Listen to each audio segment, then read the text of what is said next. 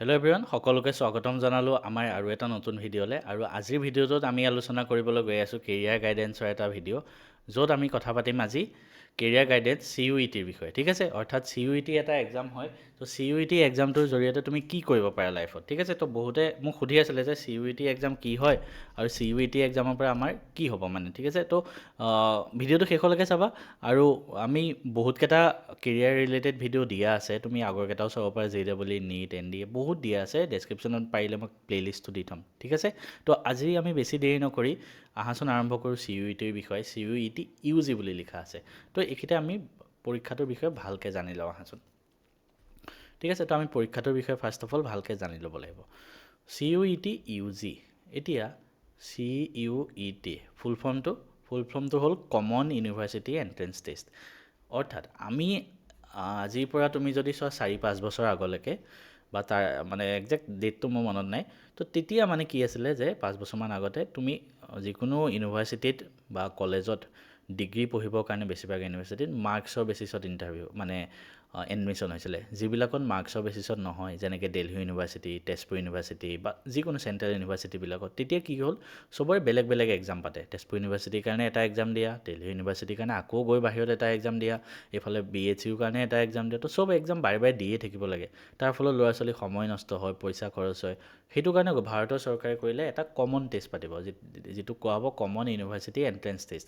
অৰ্থাৎ তুমি যদি চেণ্ট্ৰেল ইউনিভাৰ্চিটিবিলাকত ডিগ্ৰী পঢ়িব বিচাৰা, ডিগ্ৰী মানে BSc, BCom, তাৰপিছত তোমাৰ BA, নৰ্মেলি একেটাই বেছিভাগ পঢ়ে, আৰু ইয়াৰ উপৰিও বেলেগ কিছুমান ডিগ্ৰী আছে গ্ৰেজুৱেশ্যনৰ। তো নৰ্মেলি একেটাই পঢ়ে। একেটা যদি পঢ়িব বিচাৰা, তুমি চেণ্ট্ৰেল ইউনিভাৰ্চিটিত পঢ়িবৰ কাৰণে CUET এক্সাম দিব লাগিব। CUETৰ জৰিয়তে তাত এডমিশ্যন হ'ব।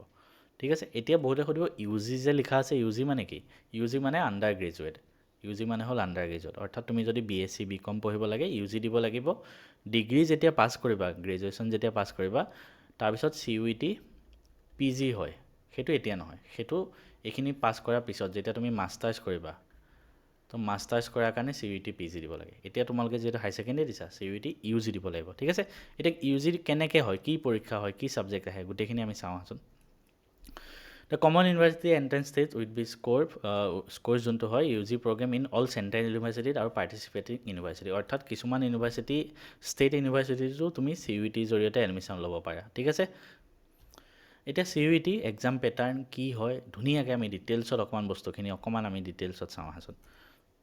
টোটেল ছাবজেক্টছ 37, মানে কি 37টা ছাবজেক্ট দিব লাগে নেকি? নহয়, আমি কেইটা ছাবজেক্ট দিব পাৰোঁ? মেক্সিমাম 5টা। ঠিক আছে, candidate may choose up to maximum of 5 subject. ঠিক আছে, 5টা ছাবজেক্ট। এতিয়া চোৱা 37টা যে ছাবজেক্ট, তাৰ ভিতৰত 13টা ইণ্ডিয়ান লেংগুৱেজ, 23টা ডমেইন স্পেচিফিক, মানে তোমাৰ যি ডমেইন ফিজিক্স, কেমেষ্ট্ৰি, বায়'লজি, আৰ্টছৰ কিবা তেনেকুৱা, আৰু এটা GAT, জেনেৰেল এপ্টিটিউড টেষ্ট। এইটো চবেই দিব পাৰিব, জেনেৰেল এপ্টিটিউড টেষ্ট ধৰা। ঠিক আছে, তো তেনেকুৱা যেনেকৈ তোমাৰ বেলেগ এপ্টিটিউড টেষ্টবিলাক যেনেকৈ NDA যেনেকুৱা, তো তেনেকুৱা ফিজিক্স, কেমেষ্ট্ৰি, হিষ্ট্ৰি, জিঅ'গ্ৰাফি চব আহে। এতিয়া কথাটো হ'ল আমি কি ছাবজেক্ট ল'ম। ঠিক আছে, তো এইখিনিতে আচল খেলটো আহে। ঠিক আছে, তো আমি এইখিনি অকণমান ডিটেইলছত চাম।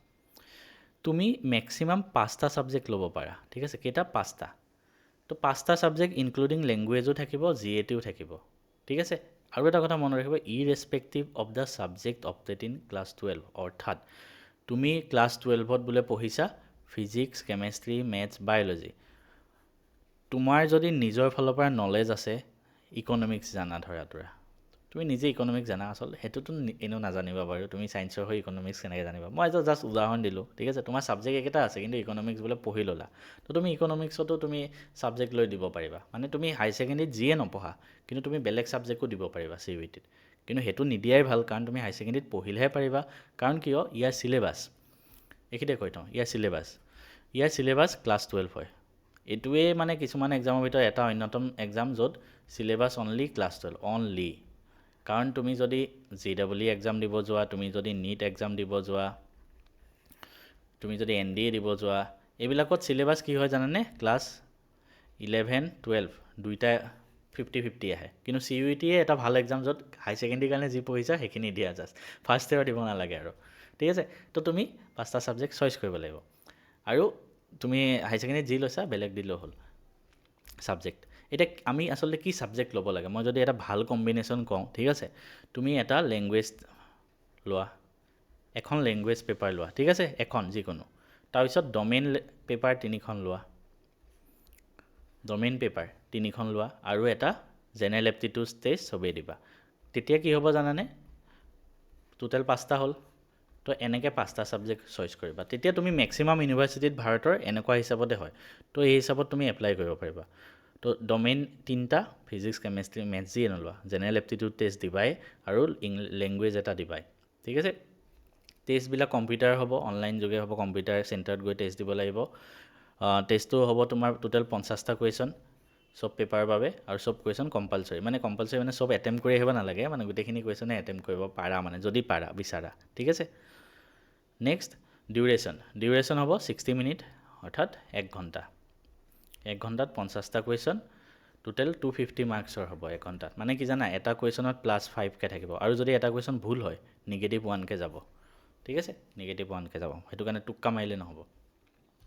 এতিয়া কি ছাবজেক্ট থাকে, প্ৰথম লেংগুৱেজ ছাবজেক্ট এটা ল'বা ইয়াৰ পৰা। কি থাকে, ইংলিছ, হিন্দী, আছামিজ, বেংগলী, এইবিলাকতো নোলোৱাই তোমালোকে, তো বেংগলী ল'ব পাৰা বাৰু কোনোবাই। তো এতিয়া চোৱা তুমি কোনটো ল'বা। বহুতে ক'ব অসমীয়া লওঁ, বেংগলী লওঁ। আৰে তুমি চেণ্ট্ৰেল ইউনিভাৰ্চিটিত পঢ়িব গৈ আছা, তাত তুমি অসমীয়া লৈ কি কৰিবা। তো মোৰ মতে তুমি ইংলিছ ছাবজেক্টটো লোৱা, এটা ছাবজেক্ট, ঠিক আছে।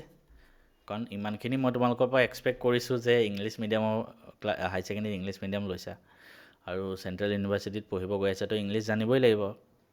তাৰ বাবে মই কৈছোঁ লেংগুৱেজ ছাবজেক্ট ইংলিছ ল'বা এটা।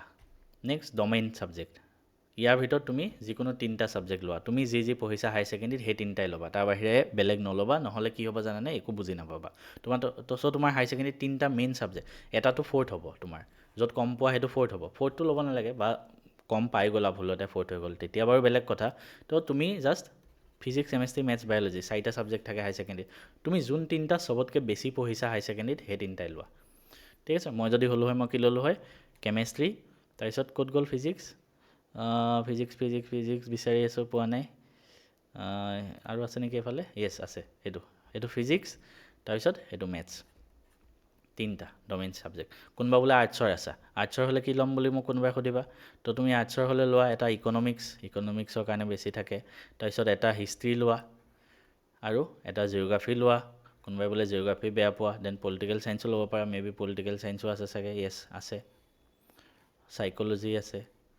তো সেই হিচাপত যোনটো লাগে তোমাক, সেইটো হিচাপতে তুমি গোটেই ছাবজেক্ট এটা স্ক্ৰীনশ্বট লৈ ল'ব পাৰা, আৰু সেই হিচাপত তুমি ল'বা। লাষ্টত এটা হয় জেনেৰেল এপ্টিটিউড টেষ্ট, ঠিক আছে। লাষ্টৰটো কি হ'ব আমাৰ জেনেৰেল এপ্টিটিউড টেষ্ট। তো এইটো ল'বাই, ঠিক আছে, এইটো এটা এক্সট্ৰা ল'বাই। এইখন পেপাৰ মানে নৰ্মেল পেপাৰ, ধৰা চববিলাক আহিব আপ টু ক্লাছ 10 লেভেললৈকে তোমাৰ জেনেৰেল নলেজখিনি টেষ্ট কৰিব। এতিয়া লেংগুৱেজ পেপাৰত কি আহিব জানানে, you will be asked question based on reading comprehension, RC আহিব ইংলিছত, ভোকেবুলাৰী, গ্ৰামাৰ এইবিলাক আহিব। থিয়ৰী নাহে। হাই ছেকেণ্ডেৰীত যে তুমি ছেকেণ্ড ইয়াৰত যিখিনি থিয়ৰীবিলাক পঢ়িছা, মেইন বুকবিলাক পঢ়িছা, সেইবিলাক নাহে। গ্ৰামাৰ, কম্প'জিশ্যন এইবিলাকহে আহিব।